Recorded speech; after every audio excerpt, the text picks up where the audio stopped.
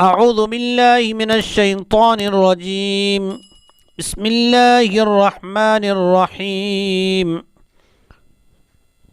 शुरू अल्लाह जे नाम से जेको मेहरबान निहायत रहम करे वारो आहे।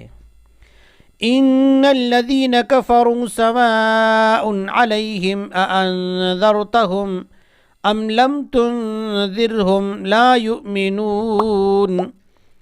बेशक जेको इनकार करियो उन खे ऐं आख़िरत जो ख़ौफ़ ॾिरायो खपे न ॾिरायो उन जे माटे बराबरि आहे, वो ईमान क़बूल करे वारा ज नहीं। ख़तमल्लाहु अला क़ुलूबिहिम व अला समइहिम व अला अबसारिहिम ग़िशावा व लहुम अज़ाबुन अज़ीम। अल्लाह ताला उन जे दिल मथे मोहर लॻाई विधे अने उन जे दिल मथे पर मोहर लॻाई विधे। ख़तमल्लाहु अला क़ुलूबिहिम व अला समइहिम व अला अबसारिहिम ग़िशावा।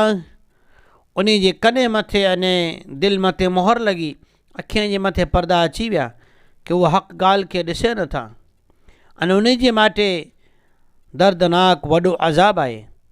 इन आयत करीमा जे अंदरि अल्लाह तबारक व ताला उन कुफ़ारनि जी हक़ीक़त बयान के जेको मुअजिज़ात नबवी सल्लल्लाहु अलैहि वसल्लम ॾिसी करे पण इस्लाम क़बूल करे लाइ तयारु न हुआ, क्योंकि हू सम्झी सुणी करे इनकार करे वारा हुआ।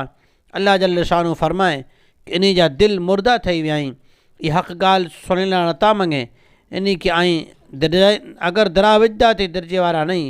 अल्लाह पाण खे अहिड़ी चीज़ कना हिफ़ाज़त फरमाए। अस्सलामु अलैकुम वरहमतुल्लाहि वबरकातुहू।